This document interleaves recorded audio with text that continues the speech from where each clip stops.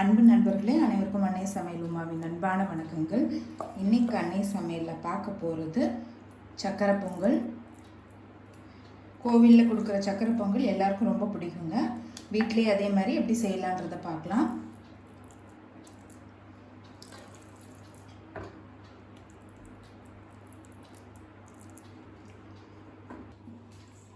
ரெண்டு table spoon பாசிப்பருப்பு சேர்த்துக்கலாங்க. இப்போ பாசிப்பருப்பு நல்லா வாசனை வர வரைக்கும் வறுத்துக்கலாம்.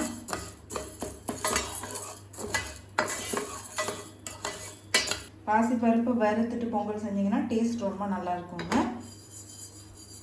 இப்போ பாசிப்பருப்பு நல்லா வாசனை வர வரைக்கும் வறுத்தாச்சு. இப்போ இதை தனியாக வச்சுக்கலாம். நான் 1/2 கப் பச்சரிசி எடுத்துருக்கேங்க.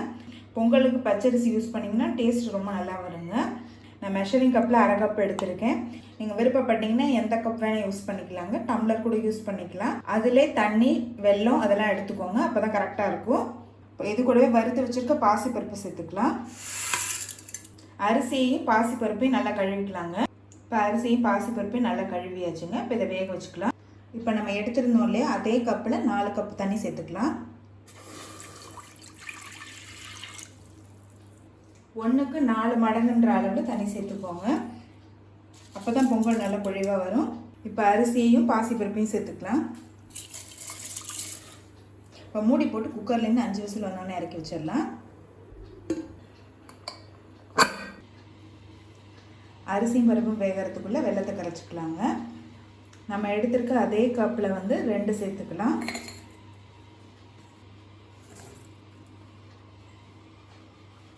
கொஞ்சமாக தண்ணி சேர்த்துக்கலாம்.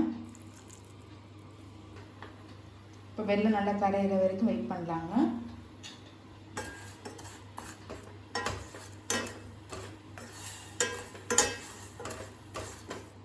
வெல்லம் நல்லா கரைஞ்சிருச்சுங்க. இப்போ இதை வடிகட்டி தனியாக எடுத்து வச்சுக்கலாம். இப்போ குக்கர்லேருந்து 5 விசில் வந்துருச்சுங்க. இப்போ இதை நல்லா மேஷ் பண்ணிடலாங்க. நீங்கள் விருப்பப்பட்டீங்கன்னா சாதத்தை வடித்து கூட நீங்கள் யூஸ் பண்ணிக்கலாம். சீக்கிரம் ஆகணுங்கிறதுக்காக நான் குக்கர்லேயே பண்ணியிருக்கேன். சாதத்தை நல்லா குறைவாக வடிச்சிட்டு கூட நீங்கள் பண்ணிக்கலாம்.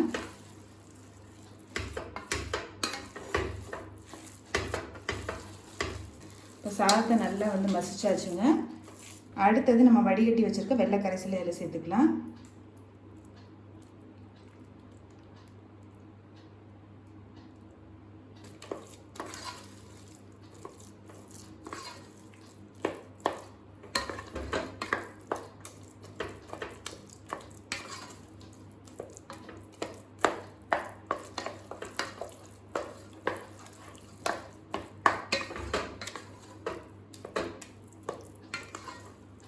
கொஞ்சமாக ஏலக்காய் பொடி சேர்த்துக்கலாம். அடுத்தது கொஞ்சமாக பச்சை கற்பூரம் சேர்த்துக்கலாங்க. இது எல்லா கடையிலையும் கிடைக்கும். நீங்கள் பொங்கலில் போட்டிங்கன்னா கண்டிப்பாக கோவில் சக்கரை பொங்கல் டேஸ்ட்டுக்கு இருக்குங்க. ஆனால் கொஞ்சமாக தான் சேர்க்கணும். பூஜைக்கு யூஸ் பண்ணுற கற்பூரம் கிடையாதுங்க. இது எடிபிள் கேம்பர், அதாவது சாப்பிடக்கூடிய கற்பூரம். இது கொஞ்சமாக இவ்வளோதான் சேர்க்கணும். ரொம்ப சேர்த்திங்கன்னா டேஸ்ட் மாறி போயிடுங்க.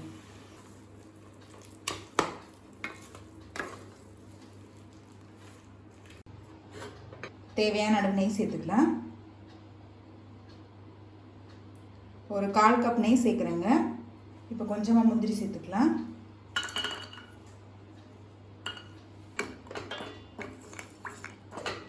முந்திரி நல்லா கலர் மாற வரைக்கும் வெயிட் பண்ணாங்க. நெய் நல்லெண்ணெய் யூஸ் பண்ணிங்கனாலும் பொங்கல் டேஸ்ட் ரொம்ப நல்லா இருக்குங்க. அடுத்தது கொஞ்சம் திராட்சை சேர்த்துக்கலாம்.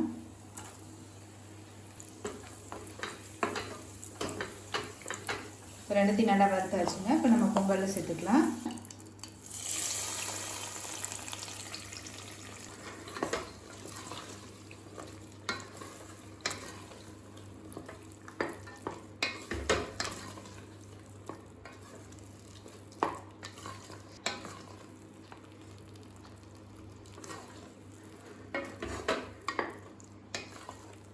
இப்போ சக்கரை பொங்கல் ரெடி ஆகிடுச்சு. சர்வ் பண்ணிடலாம். இப்போ சுவையான கோவில் சக்கரை பொங்கல் ரெடி ஆகிடுச்சுங்க. ரெசிபியை ட்ரை பண்ணி பாருங்கள், கண்டிப்பாக உங்களுக்கு பிடிக்கும். ரெசிபி பிடிச்சிருந்ததுன்னா வீடியோவை லைக் பண்ணுங்கள், கமெண்ட் பண்ணுங்கள், ஷேர் பண்ணுங்கள். இது வரைக்கும் அன்னை சமையல் சேனலை சப்ஸ்கிரைப் பண்ணலைன்னா சப்ஸ்கிரைப் பண்ணுங்கள். தேங்க்யூ.